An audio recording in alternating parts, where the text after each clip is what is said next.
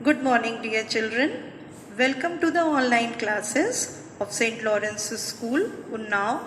Today I am going to teach History Civics chapter The Growth of Nationalism of class 8th.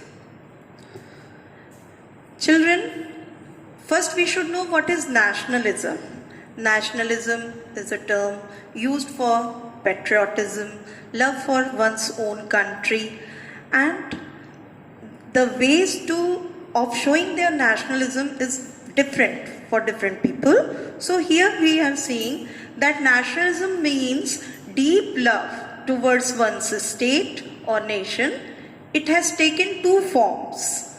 First, in which the people of a country like India and America started a movement and were successful in ousting the foreign government. Second form is where people want to get rid of monarch, inequality, and oppressive laws prevailing in the society. The second form can be witnessed in the French Revolution of 1789. So, in this chapter, we are going to study about the French Revolution, where the people agitated against the monarchs, and second, we are going to study about the American Revolution, where the people were having the colonies and they have agitated against the Britishers. The French Revolution causes. First we will see the political causes. The king ruled as an absolute monarch. He did not have the capability to carry on the responsibilities of a monarch. He lacked will and determination and could not take important decisions himself. The evils of corrupt administration added to the evils of oppression. People were annoyed with the queen due to her arrogance and spendthrift nature. Then comes the social causes. There was inequality in every walk of life. The condition of the peasants was pitiable. The whole burden of taxation fell upon peasantry. They had to work on landlord's land without any wages, which means forced labor. They had to pay rent to the feudal lord, taxes to the church, as well as to the king. The role of philosophers. Now there were some philosophers also, those who were motivating the common people.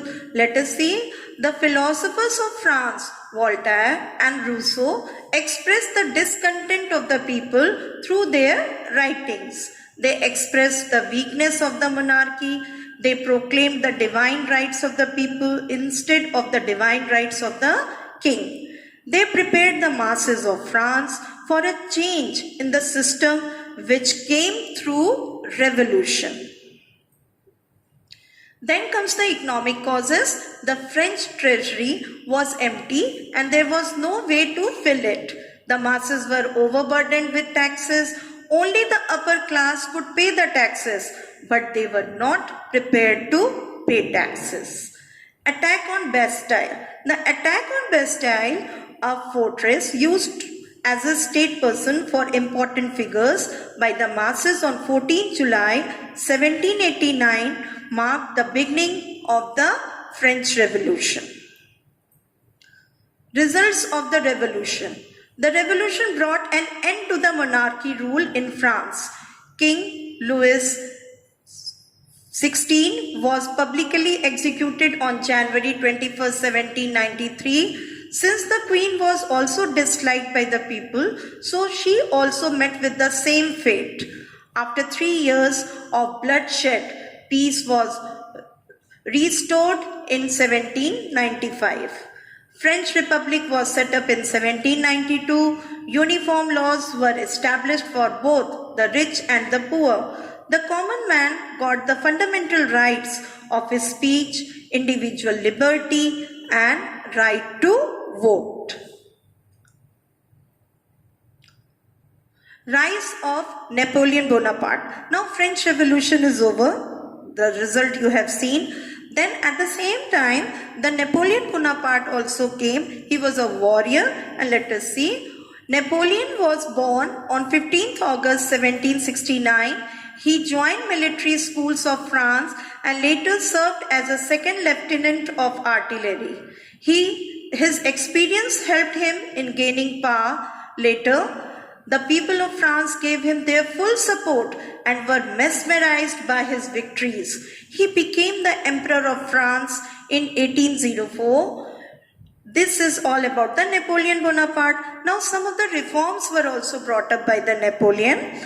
Reforms of Napoleon. Napoleon reorganized the government of France and introduced civil code known as Code Napoleon. This law ensured social equality and freedom of religion for all. This is all about the French Revolution. Now we are going to start about the American War of Independence, or it is also known as American Revolution. Now, causes of the war.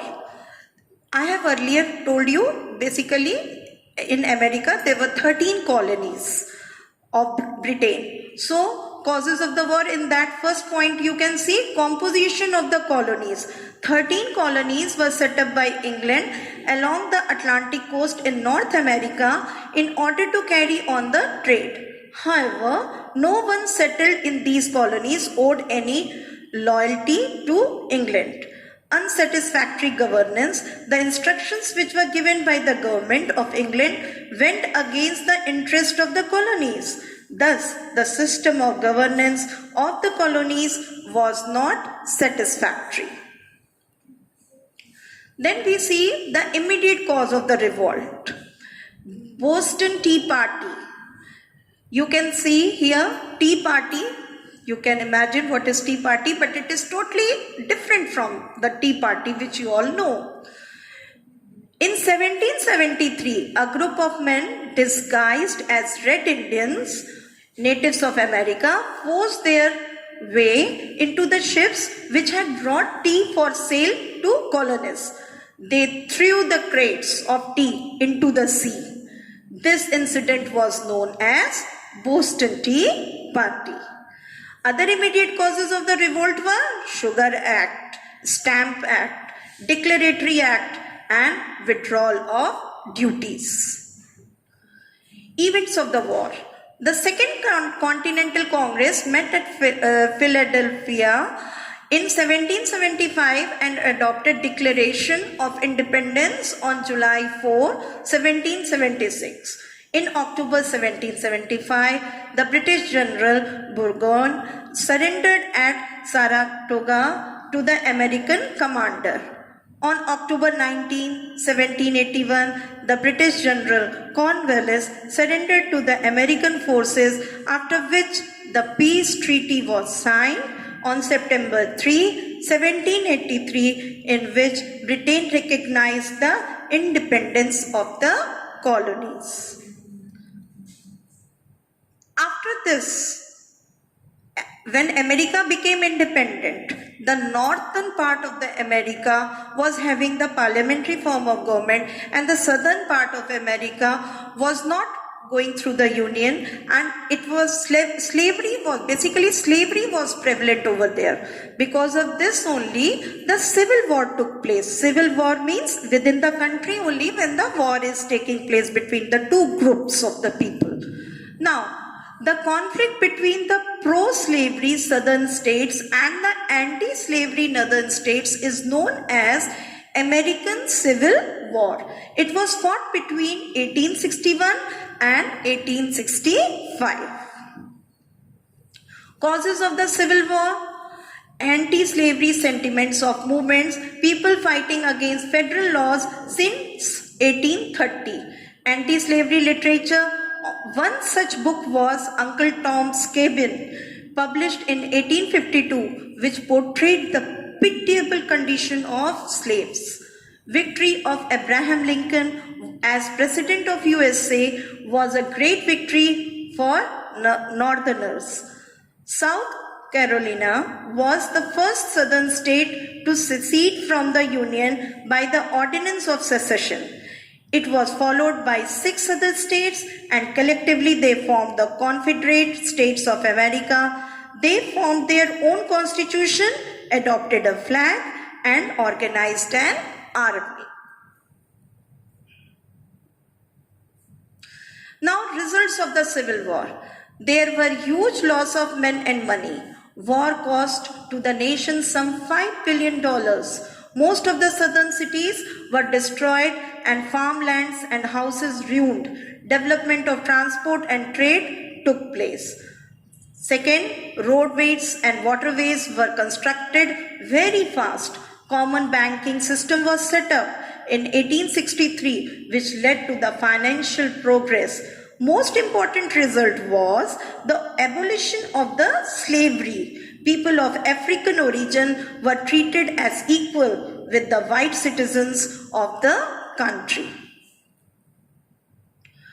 Now, role of Abraham Lincoln. Abraham Lincoln was a President of America. Now we see Abraham Lincoln conducted the Civil War with caution. He issued Emancipation Proclamation in January 1863. In November 1863, he delivered the famous Gettysburg Address. It was due to his efforts that the Union won the Civil War and saved the US from disintegration. This is the end of the chapter. I hope all of you must have understood. Thank you.